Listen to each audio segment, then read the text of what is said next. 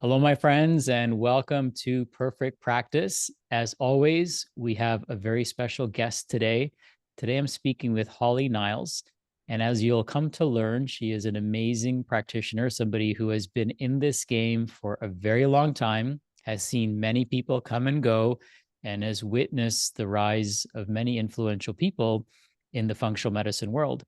Holly and I met many, many years ago and maybe almost a decade ago, if not longer than that, in Florida.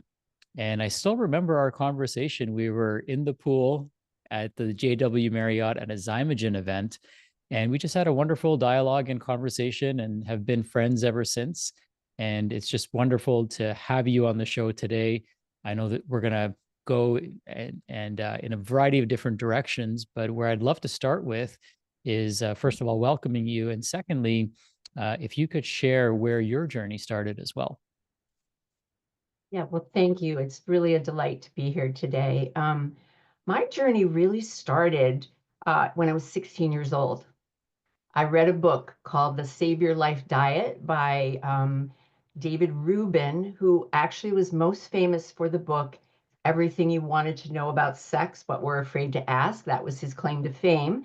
But sadly, his dad had colon cancer, and he began to do some research about the role of fiber, particularly Miller's brand, which we don't even hear about anymore. But this whole concept of fueling the gut, the fiber of the gut, cleaning the gut out. I don't even think we had the language back then of even a microbiome or feeding a microbiome, but this idea of just eliminating, became connected to colonics and things like that. This idea that maybe we could bring health back by, in this case, cleaning the gut out. So that's really Mm, where it started. And that just led to, that constant pursuit of every health food store that was there, reading more books. I went to work for a chiropractor very young in my career, which, in my opinion, I know you have that training, Sachin, but in my opinion, I think they're really the original functional medicine doctors, right? Who really mm, were saying, we're not going to be treating the symptoms or the pain. We're going to innate the root cause. When we remove that, the body's wisdom knows how to heal.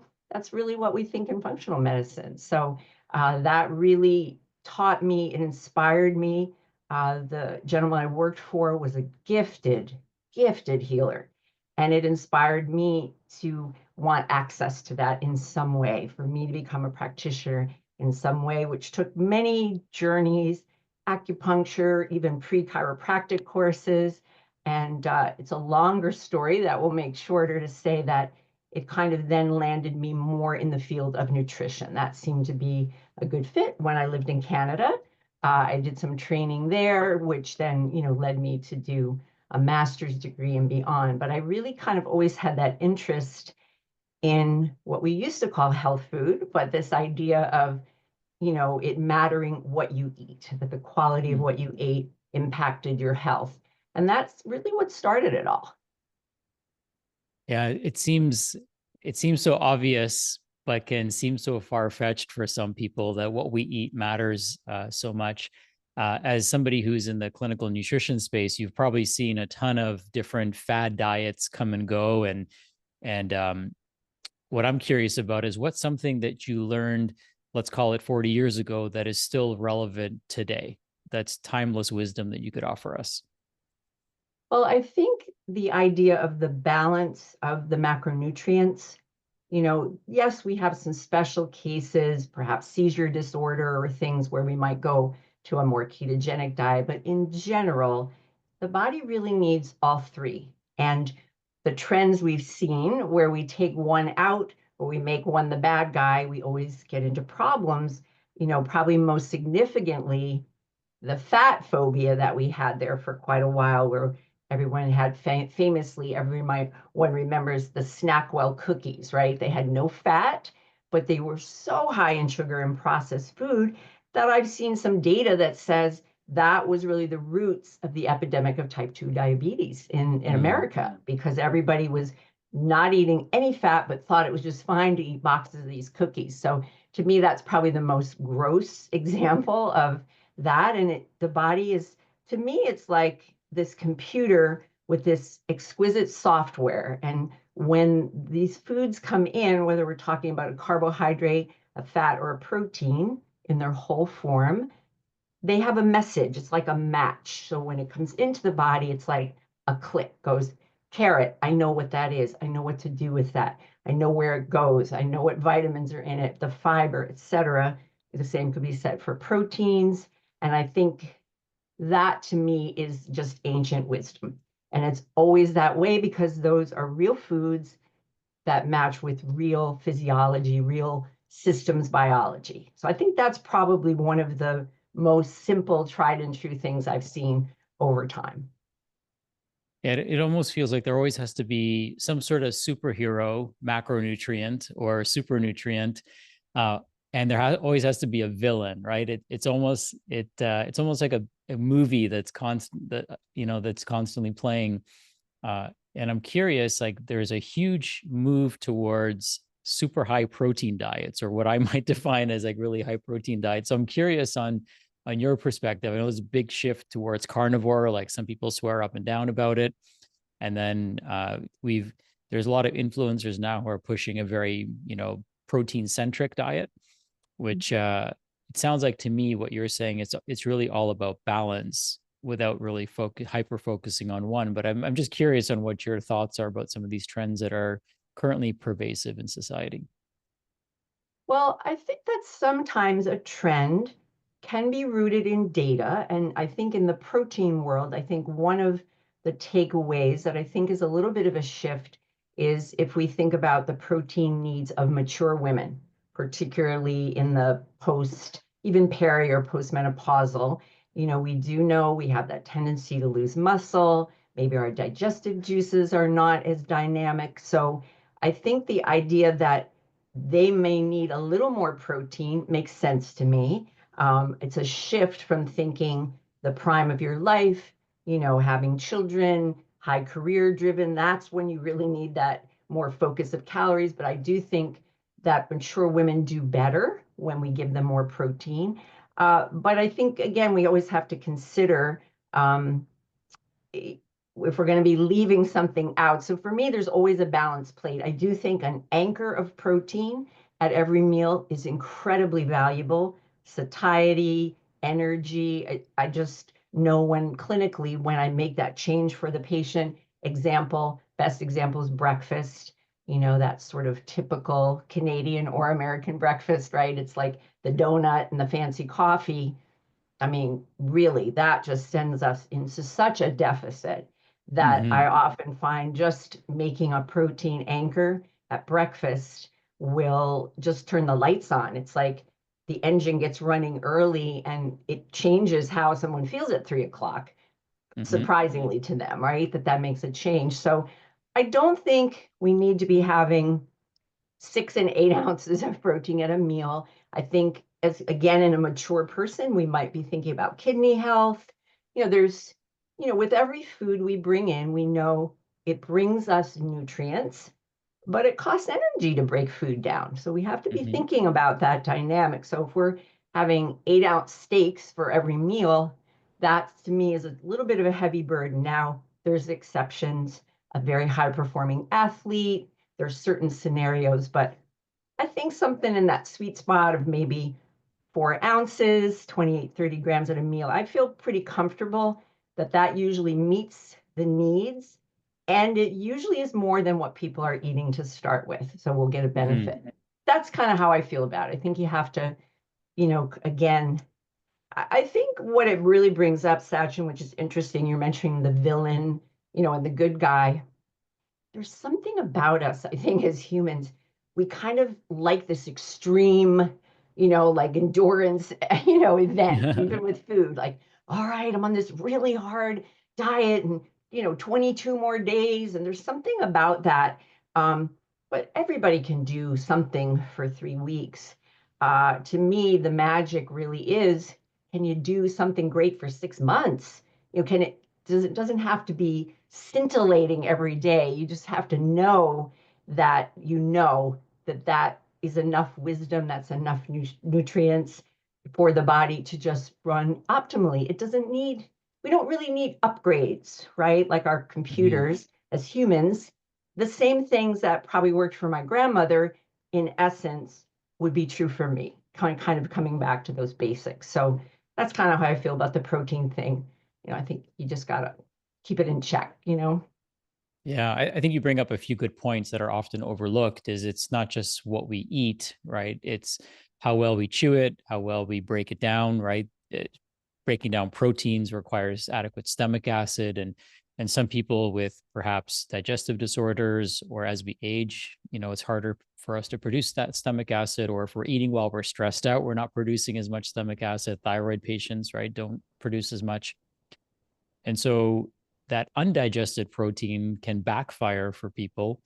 And so I think what you're saying is that, and please correct me if I'm misinterpreting this, is that we need the right amount of protein, and it just happens that most people aren't eating enough. So for the average person, they need to consume more to bring that ratio up to where it needs to be to provide sustenance for their body.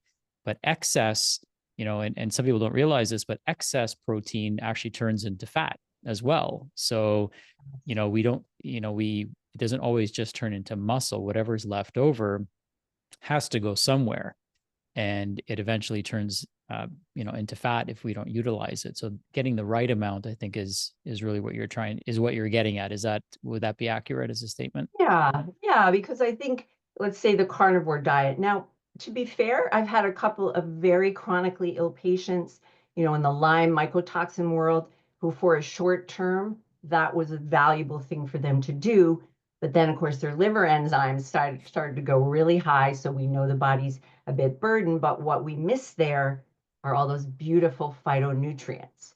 And to your point, I've seen this happen even with a continuous glucose monitor, where even though the glucose intake isn't super high, but the protein is very high, we'll get spikes. And while I didn't analyze for this person, what I suspect is happening is a little gluconeogenesis, right? Where the body is saying, wait a minute, the brain's like, I need some fuel here, guys. So let's start renovating what we've got into what we need. And so I think, to me, that's that sort of sign that we've missed, right? We've missed something. And the body has such beautiful redundancy, right? It has all these layers where it can say, oh, I'll take the fats and use energy, and I'll take the proteins and basically renovate those so that I have glucose. So I think, again, that sort of comes back to, that always tells me, like, the body is like, I'm just telling you, here's my software, this is my program, you missed it. So I'm going to take over for a little bit, right? And try to get that in. So yeah, so I think it's a Goldilocks, right? There's that just Hmm. that right spot, of those nutrients to really fuel the body. So that's fair. Yeah, thank you. So staying in the topic of protein, and then we'll move on. What are some signs that somebody's getting either too much protein, maybe they're not digesting it, indications of that, and not enough protein? Well, the too much I don't see as often, but certainly I would look for, any kind of blood labs that are coming back, or urinalysis, right? Sometimes people will just feel really heavy. They'll feel like they ate the meal and there's kind of like a rock in their stomach. They feel like they can't really move for a while. Certainly changes in bowel movements that would tell me we've probably got, too much protein. The too little protein, cravings for sure. I also sometimes see low energy, particularly when you can track, I need a nap at 3 o'clock. We got to look at what you did for breakfast, which is surprising to people because they're thinking it's a little closer in time. But Hmm. to me, it's like we've dug a hole. Maybe lunch half fills the hole up, but we are still in a deficit. And so the body just says, hey, I'm shutting a few things down right now because I just didn't get enough fuel. So that's the common thing, I think. Sometimes too little can also lead to stuck weight, particularly for mature women. It's a paradox to them because this is my most famous idiom that I've learned from many years of being a female, but certainly as a clinician. Most women, doesn't matter how educated, where they live, believe somewhere inside of them if they just could not eat, they'll get thin. And that sounds very nonsensical, but I will tell you, I've seen it thousands of times. They just feel like they're ahead. They could skip a meal. I've got to be ahead. That's got to help. And I think that's the paradox that often happens for women when I get them eating more. They'll like send me this message like, I lost like 3 pounds. How did I lose 3 pounds? I'm eating way more than I ever ate. But here it comes back to me to that wisdom of the body. Say the body's just saying, oh, we're fueled now. We got the metabolic engine running. So I feel really comfortable burning through this because you don't starve me. Now we've got a rhythm here that I can, use these nutrients. So that I think is also a common thing that surprises people, is that sort of stubborn weight loss. Hmm. Thank you. Now, switching gears, we'll maybe we'll come back to food a little bit later, but I know you've got experience in many other areas of the functional medicine world. You've worked for other organizations. You've run a practice of your own. I'd be curious through observation and self-reflection, what are some of the lessons you've learned about the business of functional medicine? Many of our listeners are health coaches, practitioners, nutritionists, people perhaps this might be a second career for, and that's where I think people get hung up. So I'm curious as to what you've seen work really well, and what are some reflections that you have that you could share with the next generation of practitioners to come. Yeah, I think what's very interesting about that, Sachin, is I've been also a mentor for the CNS community. And everybody knows a story of a practitioner who's not really that great, but they have this thriving business, right? And then we know these ones that are so amazingly talented and somehow they can't get it together. So I think it's a very valuable reflection point as I observe this. I think a few things I think that I've learned are important. I think really understanding the value of what you offer wherever you are on the spectrum. Um, I think you and I have talked about this before, Sachin. It's not too grandiose to say in many cases. This is the quality of someone's life. This may be the longevity for someone's life that we are doing. This is work that no one else can do, whether you're a chiropractor, a doctor, a naturopath, a health coach, a nutritionist, a dietitian. We each have our own wheelhouse, but fundamentally changing how someone eats, lives their body, the lifestyle pieces, helping to find those imbalances. This is not something you can find everywhere, which is why patients come to us. So I think the first thing is to be so clear about the value you offer, which then, of course, gets into the complexity of how much you charge. So that's something I've seen show up a lot is that, especially in the beginning, people are like, oh, I'm just starting. I think I should give it away. I'll just charge, $20. And actually, I've learned this from a few people, including you, Sachin, before, is my philosophy is if you're going to give it away openly. I'm donating this because I want to, from the abundance of my heart, give this care, give this service, or I'm being compensated for my knowledge. I think for me, that's been really helpful. Clear distinction, nothing gray in the middle, like, oh, I'll give them half price, or that gets very muddy because what happens subtly is that you've now undervalued yourself. And I will guarantee you that will be the complaining patient. The one you discounted will be the one, because we've kind of planted a seed to say, I kind of have something to tell you, but it's not everything. It's kind of something. And that energy will get reflected back. That will be the patient who complains or says, you really didn't help me. And it's that I think is a hard lesson to learn because initially it seems like, how could I charge, especially when practitioners are new.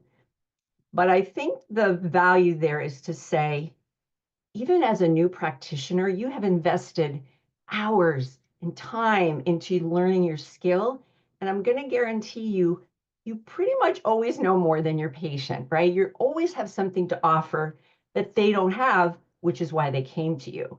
So that I think is really key. And I think,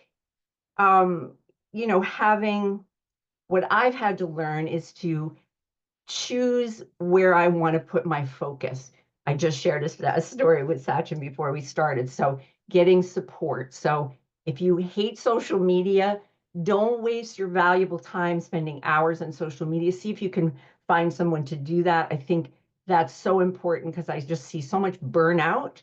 I've watched it over the years where, docs or, other providers are getting sick because they're just doing everything. They're giving everything. Um, and I think the other thing that the subtlety there is that, and this may sound simple, but we are not ER practitioners.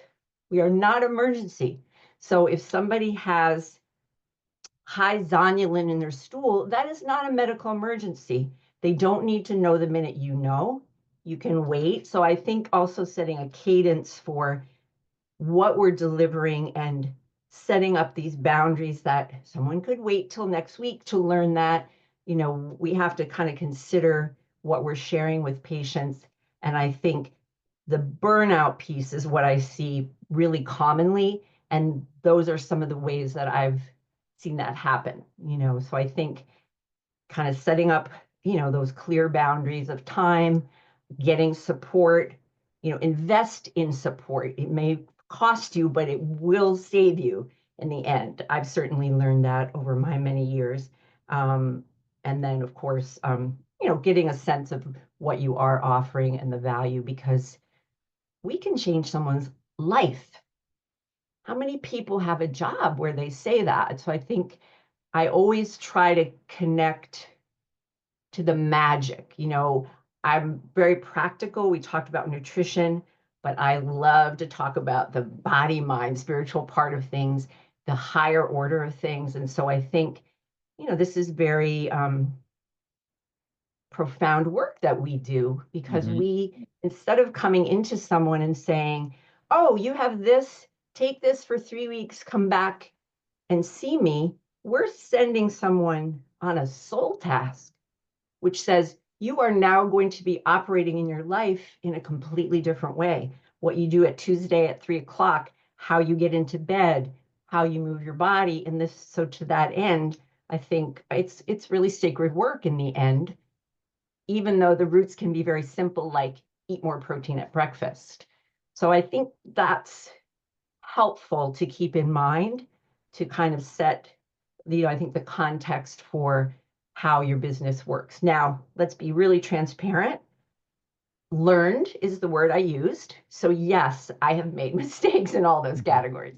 And that's why I know that now, because I got really good feedback from the universe that said, no, that you're getting back what you gave out. And so those are the things that I think are meaningful to me at this point in my career. Thank you. Yeah, that's really helpful because sometimes we feel like we're alone. And I love when people share learned experience because it's coming from the right place. It's coming from the experience, but also the lesson that you unpack from that experience, so others don't have to make the same mistake. Although they're welcome to. Sometimes that's the best way we learn, right? And Yes. I swear everyone thinks that they've got it figured out until they realize they don't. And that's where, interviews like this and, following and connecting with people like yourself, finding a mentor, right? Finding a coach or joining a community can be really helpful. One, because it helps us realize we're not alone. And two, you can learn from other people's time and dime, right? So, you don't have to spend 5 years learning the lesson if they can teach it to you in 5 minutes. And you don't have to spend all the money they spent learning that lesson if you're willing to be teachable and coachable and learn from someone else. So I've certainly made many mistakes in running my practice, but that's also why I love teaching people, because it gives me the opportunity to prevent somebody else from making the mistake, and it allows me to um, turn these mistakes or turn these misfortunes into something positive for other people as well, because they don't have to make them. Indeed, indeed. And I think that's always important because sometimes we have illusions. I worked for Mark Hyman for 3 years, and I would only have good things to say about Mark Hyman. It was a really exquisite time to learn. And I would say, Mark definitely, walks his talk, But if Mark were here, he would tell you, this is what I'm not good at. This is where I didn't line that up right. Oh, I got a little too involved in this. That didn't turn out. I mean, even someone like Mark, who, is certainly seen and has had very profound success in our field. I think, if you listen to him, he's very self-deprecating, right? He's very honest about, his own journeys and things, even his personal health journey. So I think it's always important to remember that sometimes kind of what we see, they're probably like us in the Hmm. end, right? In terms of being a human. Yeah, at the end of the day, we're all human, right? Yes. And I feel like Mark has been very vulnerable with his, things that he has really, um, they're personal, right? He doesn't have to share them with us, but he Yeah. chooses to, because I feel like, and I can't speak for him, but I know it certainly makes him more relatable, right? And it makes us feel like, oh, okay, well, you don't have to be perfect and have Yes. even perfect circumstances for you to be passionate about what you do. And a lot of times the things that we feel make us imperfect are the very things we need to get passionate about so we can help other people, in preventing, the struggle and the suffering that we went through. And it's kind of going back to what I said earlier. It's the same reason I'm a coach. It's because I don't want people to, miss parts of their children's lives like I did.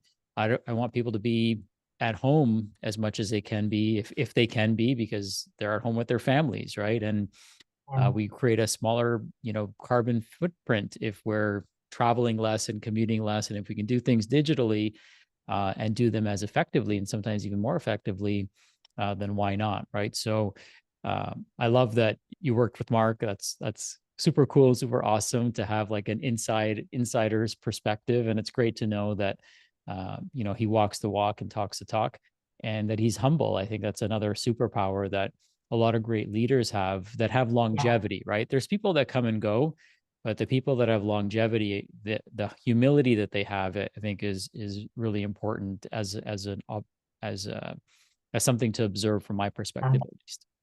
Well, I think also what's quite interesting about that, talking about success in business, everyone thinks they know Mark when they listen to him. If you Hmm. ever stand, if you ever see him talk, people like line up. They feel like they know him. And I have a lot of patients who will say to me, "Oh, I listened to Dr. Hyman and he's created." And I think that is a powerful lesson because we all like to look good. I like to look like I got it all together, that I'm eating correctly every day. I'm the nutritionist. And so that might feel like more of a risk to me to be a little more open, even with a patient, to say, hey, I had a bad day the other day. I got really stressed. I had 3 cookies. The irony is that we might think, oh, they're going to think less. But I think the paradox to your point is, even in a patient doctor relationship or practitioner, of course, we hold boundaries. We're not going to tell our life story, but I think that makes us very approachable. And I think people are very receptive then to what we have to say because they're like, oh, they get it. They're Hmm. telling me and they get it. And I think that's something that Mark has really exemplified in that humility because I've been with him in patient sessions. Patients are very responsive to him. I've seen him, when his mom was living, he really cared for his mom. If she called in a session, he would talk to her sometimes if there was something up. And he would say to a patient, can you excuse me, this is my mom. And when you might see that, you would be like, wow, like, but that was his authentic self. And patients they would like love him because they would feel like, oh, he's a regular person like me. So I think that is sort of an additional takeaway in this Hmm. world of business success, is that there is a place for being authentic and, showing some vulnerability and humanity. I do think that makes us more believable, right, as a Hmm. practitioner. So That story makes me like him even more, right? yes, That's so exactly, awesome. exactly. Yes. um, Amazing. So you've worked in a brick and mortar setting, and you've also been online. I'm curious about the difference between the two from your perspective, and any wisdom that you can offer somebody who is going into the online space, for example. Yeah, they each have their own unique aspect. So the pleasure of being in bricks and mortar is I really think community as a practitioner. That's probably the biggest takeaway. Yeah, and it's also quite nice to be kind of really sitting across the energy of a patient, like in person. But I think for me, what I liked the most about that was just community. You could go in, talk to another provider about something. It just kind of created a collective energy. But I do think in the modern world, I do think the digital, sort of telehealth piece really opens the world up to so many more patients because, I have patients now who are like, oh, I could do telehealth. Oh, great. I don't have to get a babysitter. I could just have my kid watch a video. I can go into my office and I can have my session with you. All of a sudden, I become more accessible to them. So I do think the telehealth space, I try to be very mindful. This sounds a little aesthetic, but I think it's important.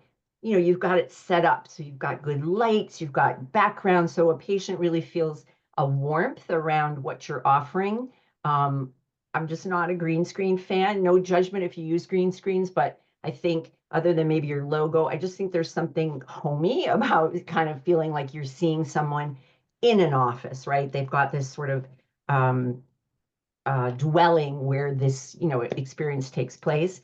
And so I think in that sense, it opens it so many more opportunities. And then, of course, when you're starting, your overhead is very minimal, right? If you just set aside your office, you don't have to commit. I don't commit to a bricks and mortar space. I have a really generous local colleague who I can just call her up and say, hey, got two people. Usually they're older people who want to see me in person, you know, 3 weeks from now on a Tuesday, and she sets an office aside and I just pay as needed. But for me, my practice is probably 95% virtual. And then, of course, that offers a lot of flexibility. So I live in Florida most of the time, but my family's in New York State. So obviously this, you have to determine this based on your licensure. In my scope of practice, I can do this. So I can go up to New York State for a couple of months in the summer, set my office up, work, and still be able to interface with my family. So I think,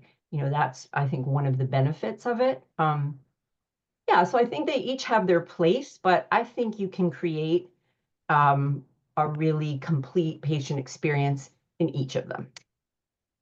Yeah. Amazing.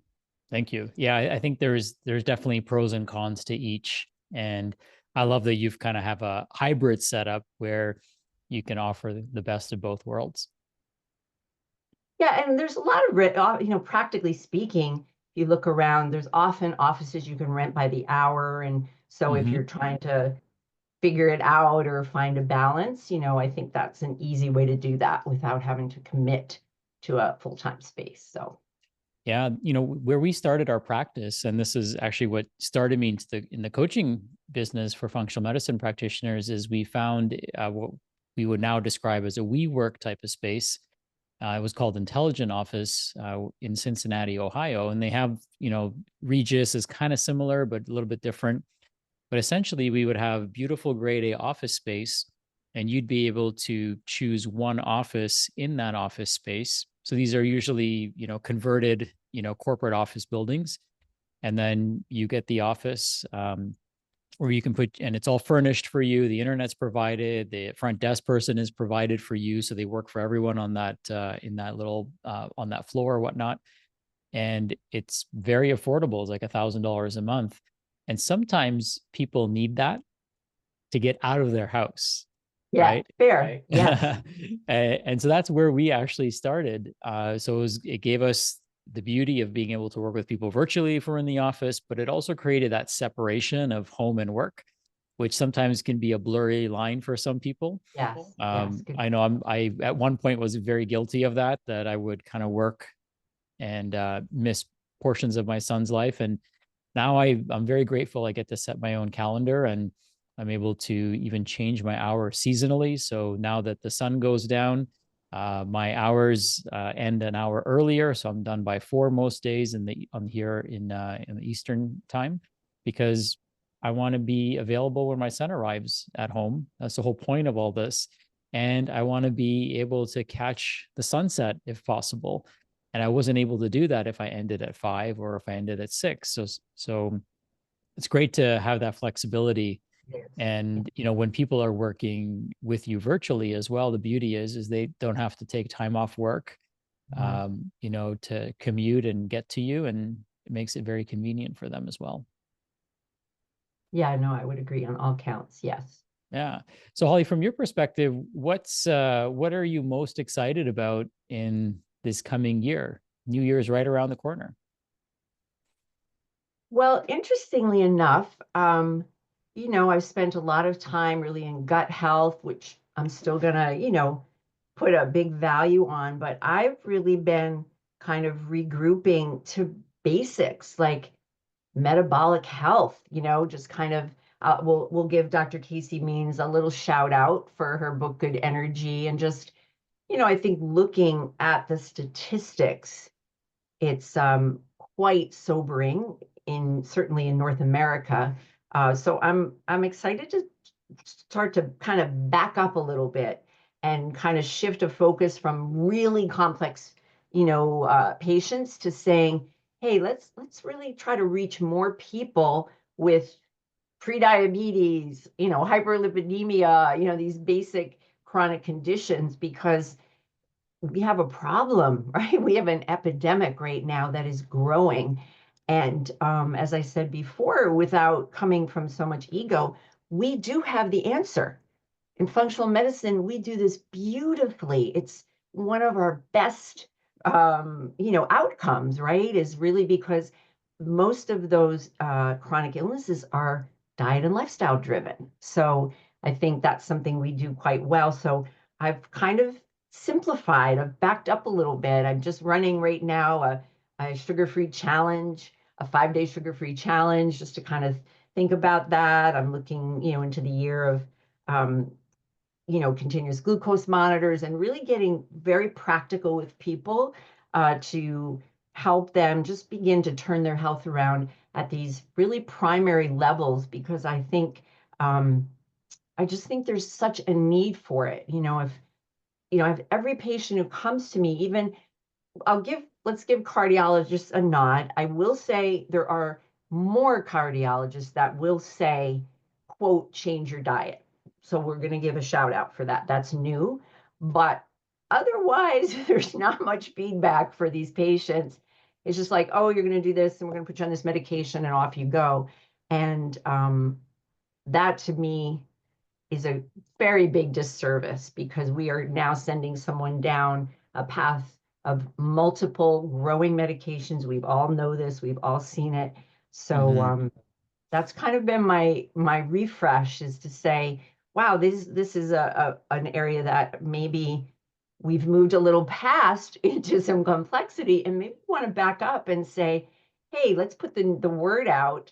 Like, let's just start with the simple things. You have a blood sugar issue, come and see me. I can help you turn that around. So I think that's really what I'm looking at more, which if you probably asked me even in the middle of the year, I probably wouldn't have said that. But now I think just my own study, I've been wearing a continuous glucose monitor. So fascinating, the impact of stress and Mm-hmm. such. And I think that's to me a perfect example of a functional medicine upstream view tool, right? So before we were having these numbers, by the time that fasting glucose gets high, we've been in the water pretty deep for a while. So I think the patients I've worked with are surprised and shocked at what they eat and what happens, right? And so that's just one area that I think we can really help. It's right there. It's black and white, right? It's Mm-hmm. them. It's real time. It's not me telling you 3 months later what I think you did. And so that's kind of where I'm sitting right now is let's come back to some real basics of how to really help people. Yeah, blood sugar monitoring is such a valuable tool. I had one of my clients, Lisa, came up to me and she's like, "Can you help my dad? He's a diabetic." And I'm like, "Well, is he willing to help himself?" And she's like, "No, he's just so stubborn." I'm like, "Well, he probably likes numbers. He probably doesn't like to be told what to do, but he probably wants to know what to do." So I said, "Just get him a CGM, have him wear this, it'll gamify his dietary journey, and he'll know exactly what he's eating and doing that's contributing to his high blood sugar. And within 5 days, he was able to self regulate his blood sugar. She didn't have to say anything to him. And his insulin amount started dropping significantly because now he understood the rules of the game, right? When we're testing people once every 90 days or 120 days, like we don't know what they did specifically that caused that to happen. And it's an aggregate, right, of all the things that they ate at that point. But if they can find out in real time that, sometimes just checking email will raise blood sugar. That's one of the things I discovered when I did mine. A stressful phone call will raise blood sugar, right? It's not always what we eat. And there's also bioindividuality, right? Which my Yes. wife and I did an interesting experiment where we both ate the exact same meals at the exact same time, the exact same quantities.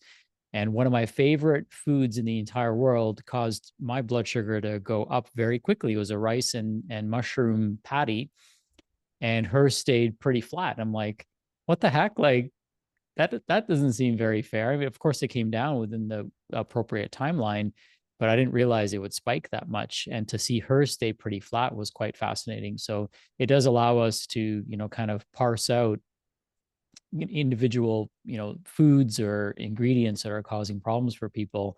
And it may not always be what you think. That is actually one of the coolest things about it, Sachin, I think, because I have a colleague who's really never had, a nutrition colleague, never had any weight issues, very slim her whole life. Coincidentally, I happen to have really good blood sugar control. Yes, I eat well, but like I can stay like, I don't go much above 100. I mean, I stay really tight, which, I have a different history. She, on the other hand, the opposite. Like she had a glass of wine and her blood sugar went up to 189. Wow. So I think that to me is one of the tricks is that we tend to look at people, to your point, that's the big mystery is we look at a slim person, we're like, oh yeah, they're good. People think that about themselves, like, oh, I don't gain weight, everything's good.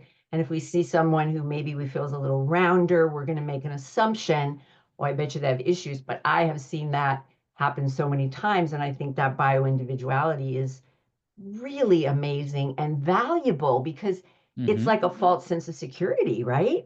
If you, or you might be worrying unnecessarily, right? There could be both. So I think that example of you and Deepa is so profound to see, and that's why I think listen, people are used to now tracking data. Aura rings are popular, Apple Watches. So it's kind of in the lexicon. So my thinking is, okay, let's ride that wave a little bit. Let's bring people in a way that's Mm-hmm. not just their steps, but let's get another metric there that is profound to their overall health, future health, avoiding chronic disease, because we certainly know that blood sugar imbalances, as we know, that's the triad, right? We start with one, then we get to hyperlipidemia, and then, hypertension. Often they come in a group. And Mm-hmm. so, that if you think about that in the simplest way, that's a life-changing moment. That's a life-changing bit of information. So yeah, so I'm very curious and excited about that, just to see, just to reach out in a different way to folks too. And I know you work a lot with metabolic health and in your group Mm-hmm. programs and such. So it's important. It's really important fundamental. So Yeah, what's really neat, and you might know this, but for the listeners, is that Dexcom actually invested in Aura Ring, and they've created a partnership together. So now the blood sugar, the CGM data, and the Aura Ring data is going to be paired because, as you and I know, and probably many of our listeners know, blood sugar dysregulation and sleep are very closely connected. yes, And so it'll be interesting to see what they discover through this partnership. I would imagine it's going to verify what we already know, but now we'll have a short feedback loop for people to see, yes, oh, this is what it is. I had an interesting case study. A lady called me. I haven't heard from her since because we fixed her problem, but she said, I can't sleep. I wake up in the middle of the night, it's 3 o'clock, and I just simply can't go back to sleep. And, right away, she had a few other telltale signs. I knew it was a blood sugar dysregulation issue. And I gave her just a few little things that she can do. And for the first time, and as long as she can remember, she was able to sleep through the night. And it's so amazing how people think Very. it's an issue with their sleep when it's really an issue with their blood sugar. And of course, they could go to sleep specialists after sleep specialists and get prescribed all kinds of medications for it. But the doctors are barking up the wrong tree. And as functional medicine practitioners, we know that we've got to look at the whole picture and ask all the right questions. Yeah, I think that's very profound. And again, it's not as it's not as highlighted because, as I say, and to be fair, we like our new research in functional medicine. We like the interesting things that happen, and yet, we come back to those foundations. We can definitely make some pretty amazing changes for folks in their overall health. So yeah, it is quite interesting. And to your point, I think that's again, to come back to the idea we talked about, getting a sense of what we offer. Nobody thinks like a functional medicine provider in a conventional world. Like we literally, even in the nutrition field, as being trained through IFM, I'm still coming back and trying to get the sense of how this whole story fits together, which is unique. Most patients, when in a conventional realm, as we all know, it's like rooms in a house. There's no doors between them in a conventional setting. And of course, we know, it's just there's just like a big hallway. Everybody talks to everybody. And so I think that's like such a perfect example, Sachin, with the sleep and the blood sugar. Amazing. Yeah. Thank you. Thank you. I appreciate that. Holly, this has been awesome. And I've always enjoyed our conversations, especially this one, because we had a chance to record it and share it with our fellow colleagues. If people want to learn more about you, follow the work that you're doing, and kind of also support you in your business, where can people learn more about you?